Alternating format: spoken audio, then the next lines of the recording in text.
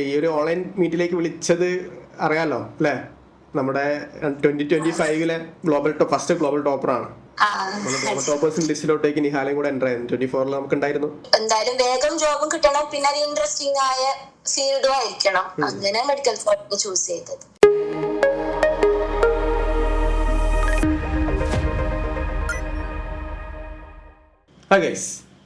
Medical കോഡിങ്ങിന്റെ ഏറ്റവും വലിയൊരു പ്രത്യേകത എന്താ പറയുക? 3 മാസത്തെ കോഴ്സ്, അത് കഴിഞ്ഞാൽ ഏറ്റവും പ്രധാനപ്പെട്ട ഒരു സർട്ടിഫിക്കേഷൻ, അത് കഴിഞ്ഞാൽ ജോലി. 2025 അല്ലേ, നമുക്കറിയാം ഇയർലി മെഡിക്കൽ കോഡിങ്ങിൽ അപ്ഡേറ്റ്സും കാര്യങ്ങളൊക്കെ വരാറുണ്ട്. അപ്പോൾ 2025 മെഡിക്കൽ കോഡിങ്ങിൽ ഏറ്റവും പ്രധാനപ്പെട്ട എക്സാമായിട്ടുള്ള CPC എക്സാമിൽ അല്ലേ ഗ്ലോബൽ ടോപ്പർ സ്കോറിലേക്ക് എത്തിയിട്ടുള്ള കാൻഡിഡേറ്റ്, അത് കാർഡിയെ സംബന്ധിച്ചിടത്തോളം അല്ലേ ഗ്ലോബൽ ടോപ്പേഴ്സ് മുന്നേ ഉണ്ട്. ബട്ട് 2025 ഏറ്റവും ഫസ്റ്റ് ഗ്ലോബൽ ടോപ്പർ ഫ്രം കാർഡിയാണ്. അപ്പം ആ കാൻഡിഡേറ്റ്, ആ കാർഡിയനാണ് നമ്മളോട് ഇന്ന് നമ്മൾ ഇൻട്രാക്ട് ചെയ്യാൻ പോകുന്നത്. നമുക്ക് ആളെ എന്ത് ചെയ്യാം, ഒന്ന് ഗൂഗിൾ ത്രൂ ആളെ കണക്ട് ചെയ്യാം. ഹായ് നിഹാല. Hi sir. എന്തൊക്കെയാ വിശേഷം? സുഖല്ലേ? നോമ്പാണല്ലോ അല്ലേ? ഓക്കെ, നിഹാല എന്തായാലും ആദ്യം ഒന്ന് പരിചയപ്പെടുത്തോ. നിഹാല, ഞാൻ മൈക്രോബയോളജി പോസ്റ്റ് ഗ്രാജുവേറ്റ് ആണ്. സ്ഥലം കാസർഗോഡ് തഴങ്കര. ഓക്കെ. ഞാൻ പഠിച്ചത് മെഡിക്കൽ കോഡിംഗ് പഠിച്ചത് കാർഡിയ ഇൻസ്റ്റിറ്റ്യൂട്ടിലാണ്, കാസർഗോഡ്. ഓക്കെ. നിഹാല എപ്പോഴാ കോഡിങ്ങിലേക്ക് എത്തിയത്? ഞാൻ റീസെന്റ് ആയിട്ട് കഴിഞ്ഞ ഓഗസ്റ്റ് ബാച്ചിലാണ് ഉണ്ടായത്. ഇപ്പൊ ഒരു ഡിസംബർ പകുതി വരെ ഉണ്ടായിരുന്നു ക്ലാസ്. അതിനുശേഷം പ്രിപ്പയർ ചെയ്ത എക്സാമിന്. ഓക്കെ. നിഹാല എന്താ പറയാ, ഈ ഒരു ഓൺലൈൻ മീറ്റിലേക്ക് വിളിച്ചത് അറിയാലോ അല്ലേ? നമ്മുടെ 2025 ഫസ്റ്റ് ഗ്ലോബൽ ടോപ്പറാണ്. ഗ്ലോബൽ ടോപ്പേഴ്സിന്റെ ലിസ്റ്റിലോട്ടേക്ക് നിഹാലയും കൂടെ എൻ്റർ ആയിരുന്നു. 24 നമുക്ക് ഉണ്ടായിരുന്നു, പേരുണ്ടായിരുന്നു. അപ്പോൾ അതിലേക്ക് നിഹാലയും കൂടെ എൻ്റർ ആയത്. അപ്പം 2025 ഫസ്റ്റ് ഗ്ലോബൽ ടോപ്പറും കൂടെയാണ് നമ്മുടെ നിഹാല. അപ്പോൾ എനിവേ എന്താ പറയുക, കൺഗ്രാറ്റ്സ്. 98% എന്ന് പറയുന്നത് CPC സംബന്ധിച്ചിടത്തോളം എന്താ പറയുക, വളരെ ഒരു നല്ലൊരു വെൽ അച്ചീവ്ഡ് സ്കോറാണ്. അപ്പോൾ ആ സ്കോറിലേക്ക് എത്തുക എന്ന് പറയുന്നത് അതിനനുസരിച്ചുള്ള എഫേർട്ട് എന്തായാലും നിഹാല പ്രിപ്പറേഷൻ ചെയ്തിട്ടുണ്ടാവും, അതിനനുസരിച്ചുള്ള നല്ല റെക്കോർഡ് ചെയ്തിട്ടുണ്ടാവും. അപ്പം യെസ്, അപ്പോൾ ഇനി നമുക്ക് ആ ഒരു ജേണിയാണ് ഇന്ന് അറിയേണ്ടത്. എങ്ങനെയാണ് CPCയിൽ ഇത്രയും എന്താ പറയുക ഒരു പ്രിപ്പറേഷനും ഒക്കെ ബിഹൈൻഡ് ദ സീനിൽ. ഇപ്പോൾ 2025 എക്സാം എഴുതിയിട്ട് തന്നെ അല്ലേ, അടുത്ത ബിഗിനിങ് സ്റ്റേജിൽ തന്നെ എല്ലാവർക്കും ഒരു ട്രബിൾ ഉണ്ടാവും. എന്താ പറയുക, ബിഗിനിങ് തന്നെ എക്സാം എഴുതണം, 2025 അപ്ഡേഷനായി ബന്ധപ്പെടുത്തിയിട്ടും പല രീതിയിലും കുട്ടികൾക്ക് എന്തായാലും ഡൗട്ട് ഉണ്ടാവും. അപ്പോൾ അതിൽ തന്നെ 2025 തുടങ്ങിയ ശേഷം തന്നെ എന്ത് ചെയ്യുക, പെട്ടെന്ന് തന്നെ എക്സാം എഴുതി ഈ ഒരു സ്കോറിലേക്ക് എത്തിയതിന് പിന്നെ ആ ഒരു സ്റ്റോറി എന്താ പറയുക, at the beginning it self, coding പഠിക്കാൻ ആരംഭിക്കുന്നത് മുതലുള്ള ആ ഒരു കഥയാണ് നമുക്ക് ഇന്ന് കേൾക്കേണ്ടത്. ഞാൻ PG കഴിഞ്ഞ സമയത്ത് എന്റെ ഫ്രണ്ട്സ് കുറെ ആൾ കോഡിംഗ് ചെയ്തിട്ടുണ്ടായിരുന്നു. 2021 ഞാൻ PG ചെയ്തത്. ആ സമയത്ത് ഞാൻ പഠിച്ചത് റിലേറ്റഡ് ആയിട്ടുള്ള ജോബ് നോക്കുന്നുണ്ട്, കോഡിംഗ് അത്ര ഇതായിട്ട് നോക്കിയിട്ടുണ്ടായിരുന്നില്ല. അപ്പൊ പിന്നെ മാരേജ് കഴിഞ്ഞപ്പോ 2 ഇയർ ഗ്യാപ്പ് വന്നു. മാരേജ് കഴിഞ്ഞിട്ട് 1 ഇയർ ആവുന്നതിന് മുന്നേ ഞാൻ കോഡിങ്ങിന് ജോയിൻ ചെയ്തത്. കോഡിങ് എന്ന് പറയുമ്പോൾ അതിലെ വീഡിയോസ് ഒക്കെ കണ്ടപ്പോ കുറച്ച് ഇൻട്രസ്റ്റിംഗ് ആയിട്ട് തോന്നി. അതിപ്പോ ഞാൻ സയൻസ് ബാക്ക്ഗ്രൗണ്ട് കൂടി ആയതുകൊണ്ട് മെഡിക്കൽ ഫീൽഡ് തന്നെയാണല്ലോ. അപ്പോ എനിക്ക് അങ്ങനെ ഒരു ഇൻട്രസ്റ്റ് ഉണ്ടായിരുന്നു കോഡിങ് ചെയ്യാനുള്ള. അങ്ങനെയാണ് ഫ്രണ്ട്സിനോടും എല്ലാം അന്വേഷിച്ചപ്പോ കാർഡിയ ഇൻസ്റ്റിറ്റ്യൂട്ട് എനിക്കിപ്പോ കാസർഗോഡ് തന്നെ ഉള്ളതുകൊണ്ട് അടുത്തായി കിട്ടിയോണ്ട് ഞാൻ കാർഡിയ ചൂസ് ചെയ്തു. പിന്നെ ഫ്രണ്ട്സ് ത്രൂ എല്ലാം അറിഞ്ഞു കാർഡിയയിലുള്ള കുറെ സ്റ്റുഡൻസ് അവര് പ്ലേസ്ഡ് ആയിട്ടുണ്ട്, അവരെ കൂടെ വർക്ക് ചെയ്യുന്നുണ്ട് എന്നൊക്കെ അറിഞ്ഞപ്പോ അവിടെ പ്ലേസ്മെന്റും കാര്യങ്ങളെല്ലാം ഉണ്ട് എന്നുള്ളത് അറിഞ്ഞപ്പോ കാർഡിയയിൽ ജോയിൻ ചെയ്തു. അങ്ങനെയാണ് കാർഡിയയിൽ എത്തിയത്. അതിനുശേഷം പിന്നെ ഓഗസ്റ്റ് ബാച്ചിലായിരുന്നു ഞാൻ ജോയിൻ ചെയ്തത്. ഓഗസ്റ്റ് ബാച്ചിൽ ഫസ്റ്റ് ഒന്നും വരാൻ പറ്റിയിട്ടുണ്ടായിരുന്നില്ല, കുറച്ച് ഹെൽത്ത് ഇഷ്യൂസ് ഉണ്ടായതുകൊണ്ട്. ഇപ്പൊ ആ ടൈമിൽ മെഡിക്കൽ ടെർമിനോളജി അനാട്ടമി ക്ലാസ്സുകളായിരുന്നു. അപ്പോ കുറച്ചൊക്കെ അനാട്ടമി ബേസ് ഉള്ളത് കൊണ്ട് പിന്നെ ടീച്ചർ കാര്യമായിട്ടുള്ള നോട്ട്സ് ഒക്കെ കറക്റ്റ് പ്രിപ്പയർ ചെയ്ത് തരുന്നോണ്ടും വലിയ പ്രശ്നം ഉണ്ടായിരുന്നില്ല. അങ്ങനെ ഡിസംബർ പകുതി വരെ ഉണ്ടായിരുന്നു നമുക്ക് ക്ലാസ്. ജനുവരി 1 മുതൽ പ്രിപ്പയർ ചെയ്യണം എന്നൊക്കെ വിചാരിച്ചിട്ട് കുറച്ച് ഡിലേ ആയിപ്പോയി. ജനുവരി ലാസ്റ്റ് ഒക്കെ ആയി CPC പ്രിപ്പയർ ചെയ്യാൻ. ആ ഒരു ജേണി അല്ലെ, കോഡിങ് പറഞ്ഞു ഫ്രണ്ട്സാണ് സജസ്റ്റ് ചെയ്തതെന്ന് പറഞ്ഞു. ഈ ഒരു സജസ്റ്റ് ചെയ്തതിന് മുന്നേ കേട്ടിട്ടുണ്ടോ? അല്ല കോഡിങ് ചെയ്യും എന്താ പറയാ, കേട്ടിട്ടുണ്ടായിരുന്നു. ഫ്രണ്ട്സ് സജസ്റ്റ് ചെയ്യുന്ന മുന്നേ അറിയായിരുന്നു കോഡിംഗ് എന്ന് പറഞ്ഞ ഒരു ഇത് മെഡിക്കൽ കോഡിങ്ങിനെ പറ്റിയിട്ട് ഞാൻ കുറെ നോക്കിയിട്ടുണ്ടായിരുന്നു. പക്ഷെ ആ സമയത്ത് 2021 മെഡിക്കൽ കോഡിങ് അങ്ങനെ ഇതായി വരുന്നേ ഉള്ളൂ. ആ സമയത്ത് കുറച്ച് ഇത്ര അധികം ആള് ചെയ്തിട്ടുണ്ടായിരുന്നില്ല തോന്നുന്നു. ആ സമയത്ത് ഇറങ്ങുന്ന സമയത്തായിരുന്നു PG കഴിഞ്ഞ 2021. പിന്നെ പക്ഷെ എനിക്ക് പഠിക്കാനുള്ള ഒരു ടൈം ഒത്തു വന്നത് 2024-ലായി. അങ്ങനെ 3 months കഴിഞ്ഞിപ്പം എന്താ പറയാ, ഈ സ്കോർ CPC-യിലേക്ക് ഒരു 98 സ്കോറിലേക്ക് എത്തി നിൽക്കുന്ന ഈ ഒരു ടൈമിൽ എന്താ തോന്നുന്നത്? നല്ല സന്തോഷമുണ്ട്, നല്ല ഹാപ്പിയാണ്.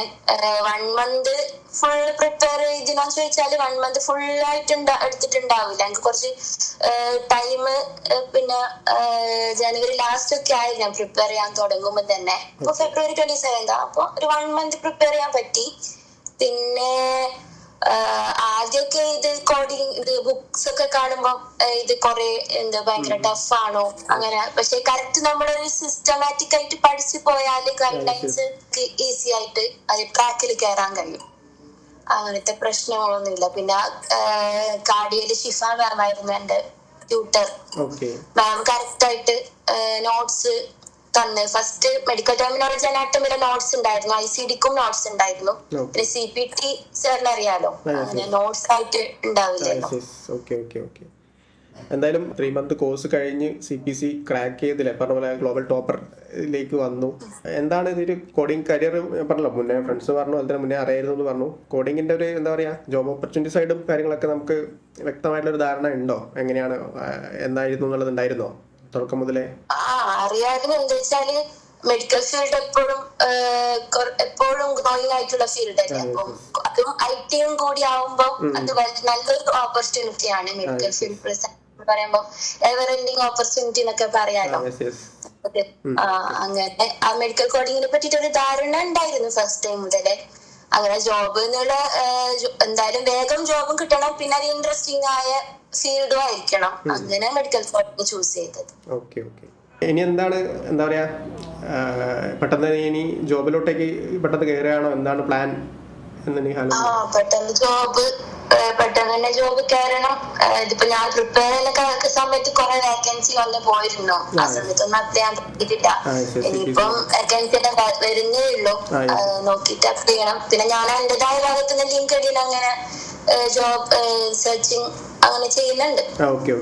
അല്ലാതെ രീതിയിൽ നോക്കുന്നുണ്ട്. എന്തായാലും പ്ലേസ്മെന്റ് സെല്ലിൽ എന്തായാലും എന്താ പറയാ, നമ്മുടെ വരുന്ന ഓപ്പർച്യൂണിറ്റിയെ സംബന്ധിച്ചിടത്തോളം ഏറ്റവും ഇമ്പോർട്ടൻസ് അല്ലെ എക്സ്പീരിയൻസ് ഗെയിൻ ചെയ്യുക എന്നുള്ളതാണ്. നമുക്ക് എക്സ്പീരിയൻസ് ഗെയിൻ ചെയ്ത് കഴിഞ്ഞാൽ നമുക്ക് എന്താ പറയാ, ആ തരത്തിലുള്ള മൂവ്മെന്റ്സ് നമുക്ക് അങ്ങോട്ടും ഇങ്ങോട്ടൊക്കെ എടുത്തു വെക്കാൻ പറ്റും, സ്റ്റെപ്പ് എടുത്തു വെക്കാൻ പറ്റും. അപ്പൊ അത് ഫോക്കസ് ചെയ്ത് എന്ത് ചെയ്യാം, നമ്മൾ കാർഡിയയുടെ പ്ലേസ്മെന്റ്സ് വരുന്നതൊക്കെ ഒരുവിധം അത്യാവശ്യം എന്താ പറയാ നല്ല റെപ്യൂട്ടഡ് MNC തന്നെയാണ്. അപ്പൊ അതുകൊണ്ട് തന്നെ നിങ്ങൾ കരിയർ സ്റ്റാർട്ട് ചെയ്യാൻ പറ്റിയ കമ്പനികൾ തന്നെയാണ്. അപ്പം അതുകൊണ്ട് തന്നെ അവിടെ കരിയർ ഡെവലപ്പ് ചെയ്തിട്ട് മുന്നോട്ടേക്ക് എന്താ പറയുക നല്ല രീതിയിൽ തന്നെ കരിയർ മുന്നോട്ടേക്ക് കൊണ്ടുപോകുക. എക്സ്പീരിയൻസ് സമയമെടുത്ത് നമുക്ക് ഇതെല്ലാം അറിയാലോ, കോഡിങ്ങിൻ്റെ സർട്ടിഫിക്കേഷൻസും അഡീഷണൽ ആയിട്ടുള്ള സർട്ടിഫിക്കേഷൻസും നല്ല രീതിയിൽ കരിയർ കൊണ്ടുപോകാൻ പറ്റിയ ഒരുപാട് ഏരിയകൾ ഇതിലുണ്ട്. മൾട്ടി സ്പെഷ്യാലിറ്റി ഏരിയ തന്നെയാണ്. അപ്പോൾ അതൊരു കോഡിങ് അല്ല, നമ്മൾ പറയാറുണ്ട് ഒരു മെഡിക്കൽ കോഡിങ്ങിൽ CPC എന്ന് പറയുന്നത് എൻട്രി ലെവലിൽ നമ്മൾ അച്ചീവ് ചെയ്യാൻ പറ്റിയിട്ടുള്ള ഏറ്റവും പഠിക്കാനും എടുക്കാനും എളുപ്പമുള്ള സർട്ടിഫിക്കേഷൻ. അതാ നമ്മൾ പറയാറ്. കോഡിങ് കരിയറിൽ എല്ലാവരും കരിയർ ചൂസ് ചെയ്യുക, മോസ്റ്റ് ഓഫ് ദം ചൂസ് ചെയ്യുന്നത് CPC എന്നുള്ള ഒരു ക്രെഡൻഷ്യൽ വെച്ചിട്ടാണ്. പിന്നെ നമുക്ക് അഡീഷണൽ ആയിട്ട് ട്രെയിനിങ് എടുക്കാം, എക്സ്പീരിയൻസ് ഒക്കെ അതിനനുസരിച്ച് നമ്മുടെ അനുസരിച്ചിട്ട് എന്ത് ചെയ്യാം, ആഡ് ഓൺ ചെയ്യാം. അപ്പം അതിനനുസരിച്ചൊക്കെ പലതരത്തിൽ മുന്നോട്ടേക്ക് ഓപ്പർച്യൂണിറ്റീസ്. എന്താ നിഹാലയുടെ പ്ലാൻ എന്താ പറയുക, ഇന്ത്യയിൽ ജോബ് എക്സ്പീരിയൻസ് ചെയ്ത് അബ്രോഡ് അങ്ങനെ പോകും, അങ്ങനെ എന്തെങ്കിലും ആണോ? അതെ, അബ്രോഡിൽ പോവാനാണ് പ്ലാൻ. എന്താന്ന് വെച്ചാൽ കുറച്ചുകൂടി എക്സ്പീരിയൻസ് ഇവിടെയുള്ള എക്സ്പീരിയൻസും അബ്രോഡ് അധികം എക്സ്പീരിയൻസ് ചോദിക്കുന്നുണ്ടല്ലോ ഫസ്റ്റ് തന്നെ എക്സ്പീരിയൻസ് ആയിപ്പോ എക്സ്പീരിയൻസ് ഇല്ലാണ്ട് തന്നെ കിട്ടുന്നില്ല എന്ന് തോന്നുന്നു. എബ്രോഡ് മീൻസ് അവരുടെ ചില ഫ്രഷേഴ്സ് ആയിട്ടും കയറിയവരുണ്ട്, കഴിഞ്ഞ മാസം കയറിയിട്ടുണ്ട്. മീൻസ് അവർക്ക് അവിടുത്തെ വർക്ക് എക്സ്പോഷറൊക്കെ ആയിട്ട് എന്താ പറയുക ഇന്റേൺഷിപ്പ് ഒക്കെ എക്സ്പോസ് ചെയ്തിട്ട് അങ്ങനെ ജോബ് കയറുന്ന ആളുകളുണ്ട്. എക്സ്പീരിയൻസ് ആയിട്ട് 1 or 2 എക്സ്പീരിയൻസ് ആക്കിയിട്ട് അങ്ങനെ മൂവ് ചെയ്യുന്ന ആൾക്കാരുണ്ട്. കഴിഞ്ഞ 2 മന്തിലും കടയുടെ കുറച്ച് പേര് കയറിയിട്ടുണ്ട്. അപ്പം എന്താ പറയുക ഓപ്പർച്യൂണിറ്റീസ് ആർ ദർ. മനസ്സിലായി പറഞ്ഞ പോലെ ഹെൽത്ത് സെക്ടർ ആയതുകൊണ്ട് തന്നെ ഇൻഷുറൻസ് ആയതും കൂടെ ആയതുകൊണ്ട് തന്നെ ഗ്രോയിങ് ആണ്. പല ഏരിയയും പല രാജ്യങ്ങളിലേക്കും ഓപ്പർച്യൂണിറ്റീസ് എന്താ പറയുക കമ്മിങ് അതിലെ ഒരു പ്രോസസ്സ് നടന്നുകൊണ്ടിരിക്കുകയാണ്. അപ്പോൾ അതിനനുസരിച്ചുള്ള ഓപ്പർച്യൂണിറ്റീസ് ഫ്യൂച്ചറിലും നമുക്ക് എന്ത് ചെയ്യാം എക്സ്പെക്ട് ചെയ്യാം.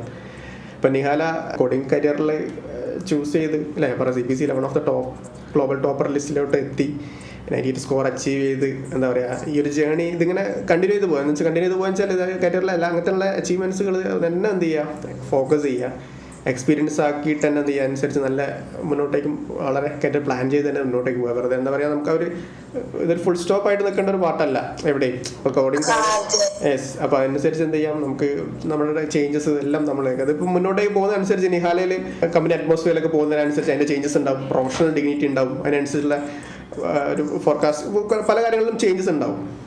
അപ്പം അത് ലൈഫിലും എന്താ പറയുക കരിയറിലും ഒക്കെ എന്ത് ചെയ്യുക ഇമ്പാക്റ്റ് ഉണ്ടാക്കുക. നല്ല രീതിയിൽ തന്നെ കരിയറും ലൈഫും നല്ല രീതിയിൽ തന്നെ മുന്നോട്ട് കൊണ്ടുപോകാൻ കഴിയട്ടെ എന്ന് പ്രാർത്ഥിക്കുകയാണ്. എന്തായാലും ഈ ഒരു സമയം എന്താ പറയുക ഞാനെന്താ വെച്ചാൽ സജസ്റ്റോട് പറഞ്ഞിട്ടുണ്ടായിരുന്നു വെച്ചാൽ നമ്മളെ സംബന്ധിച്ചിടത്തോളം 2025 ഫസ്റ്റ് ഗ്ലോബൽ ടോപ്പറാണ്. അപ്പോൾ അതുകൊണ്ട് തന്നെ നിഹാലായിട്ട് നമുക്കൊരു ഇൻട്രാക്ട് ചെയ്യാൻ കിട്ടിയ ഒരു എന്താ പറയുക ടൈം എന്ന് പറയുന്നതും എന്താ പറയുക ഈ ഒരു ടൈം തന്നതും പ്രത്യേകിച്ച് അറിയാലോ നമ്മളുള്ള സമയത്ത് നോമ്പിൻ്റെ എന്താ പറയുക ഒരു ടൈമാണ്. അപ്പോൾ അതുകൊണ്ട് തന്നെ ടൈം കിട്ടിയതും ഇന്നാണ് ചോദിച്ചത്. പെട്ടെന്ന് തന്നെ എന്താ പറയുക സെഷൻ ഓക്കെ ആണെന്ന് പറഞ്ഞതിലൊക്കെ എന്താ പറയുക സന്തോഷമുണ്ട്.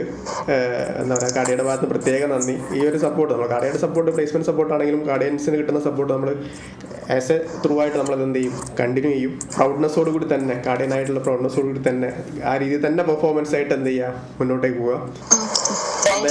ഓക്കെ ഓക്കെ എന്തായാലും വീട്ടുകാരൊക്കെ എന്ത് പറഞ്ഞു ഫാമിലീസും സ്കോർ അച്ചീവ് ചെയ്ത സമയത്തും വീട്ടുകാരിലും ഭയങ്കര ഹാപ്പിയാണ്.